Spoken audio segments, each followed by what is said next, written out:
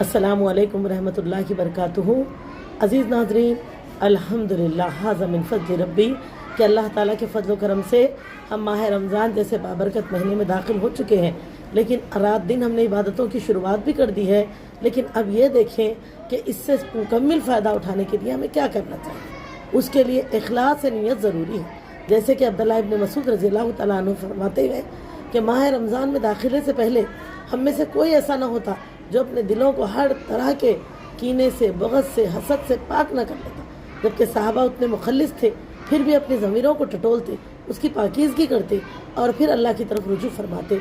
माह रमज़ान की तमाम बरकतों से फैज़याब होते।